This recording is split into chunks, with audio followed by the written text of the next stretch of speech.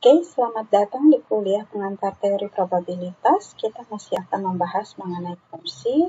Kali ini kita akan melihat contoh fungsi. Yang pertama, pelemparan koin sebanyak 3 kali, di mana sisi koinnya gambar atau angka. Maka kalau ada pelemparan sebanyak 3 kali, dia akan menghasilkan ruang sampel berisi 8 kejadian yang kita kumpulkan dalam himpunan omega seperti ini, ada triple A, AAG, dan seterusnya.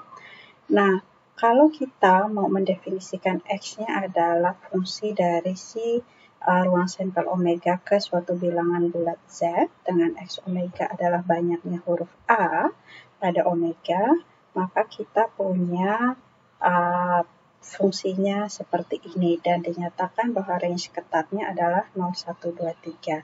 Jadi kita lihat saja ini ilustrasinya. Oke, ini ruang sampelnya, kemudian ini adalah suatu bilangan bulat yang disimbolkan dengan Z, di sini 0, 1, 2, 3, 4, 5, dan seterusnya.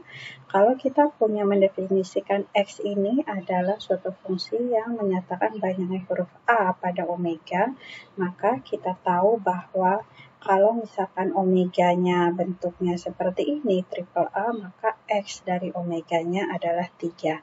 Sehingga kita punya pemetaannya adalah si triple A ini. Oke, kita punya ini si triple A akan dipetakan ke nilai 3. Oke, nah kalau misalkan kita punya omeganya misalkan adalah misalkan AAG.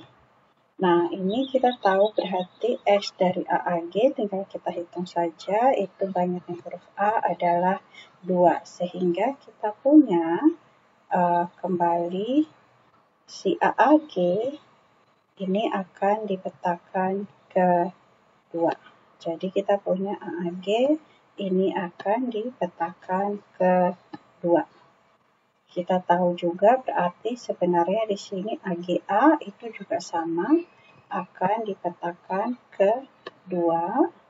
Jadi ini yang kita katakan kalau fungsi boleh punya pencabangan di sebelah kiri. AGA dipetakan ke 2. Kita juga punya GAA ini juga akan dibawa ke 2. Sama di sini. Kemudian AGG itu akan dibawa ke di sini, banyaknya huruf A pada AGG adalah 1, jadi dia akan dibawa ke 1. Kemudian kita punya GAG, banyaknya huruf A di GAG adalah 1, jadi akan dibawa ke 1 juga.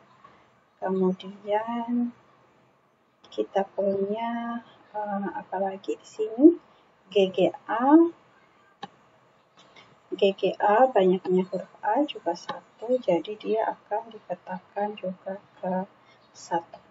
Sementara GGG di sini kita punya banyaknya huruf A, di GGG itu tidak ada sehingga dia akan dipetakan ke 0. Oke. Nah, jadi dari sini kita lihat bahwa di sebelah kanan di range ada 1, 2, 3, 4, 5, dan seterusnya, tapi yang memiliki prapata di sebelah kiri hanyalah 0, 1, 2, 3, maka si 0, 1, 2, 3 inilah yang kita sebut sebagai range ketat dari fungsi X. Sementara 4, 5, dan seterusnya dia tidak punya prapata, tapi dia masih berada di himpunan Z. Oke, nah kita bisa mendefinisikan hal yang lain, misalkan kalau saya mendefinisikan X itu adalah banyaknya huruf A, atau misalkan banyaknya huruf A pada kedua huruf pertama di omega, apakah boleh? Boleh saja.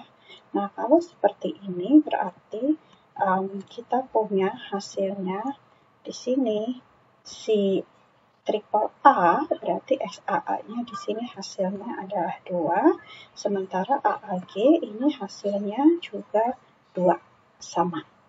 Oke, jadi kita bisa mendefinisikan fungsi apapun juga bergantung pada kepentingan kita. Nah, sekarang kita lihat contoh yang kedua.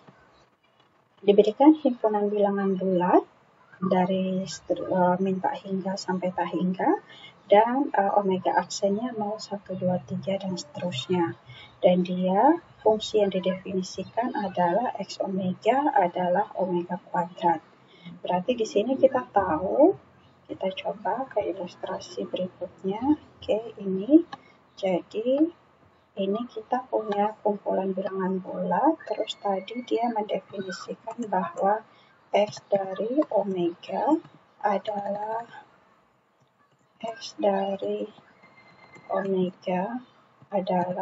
omega kuadrat. Nah, dengan pendefinisian seperti ini, maka kita punya min 2 itu tentunya akan dibawa ke min 2 kuadrat, yaitu 4. Terus kita punya min 1 akan dibawa ke min 1 kuadrat, jadi min 1 akan dibawa ke 1. Terus kita punya misalkan 0 itu akan dibawa ke 0 kuadrat, jadi 0 kuadrat adalah 0. Terus kita punya 1 itu akan dibawa ke 1 kuadrat yang hasilnya adalah 1. Kita punya 2 itu akan dibawa ke 2 kuadrat yang hasilnya adalah 4. Oke, jadi di sini kita lihat bahwa nanti 9 ini mestinya ada dari min 3 sampai 3, min 3 dan 3. Sementara 2, 5, 7 ini kita lihat bahwa 2 tidak ada, tidak punya praketa di sebelah kiri. Jadi di sini kita punya bahwa 0, 1, 2, dan seterusnya, maksudnya 0, 1, 2, 4, 6, dan seterusnya. Ini yang di arsir biru ini kita sebut sebagai range ketat dari fungsi X.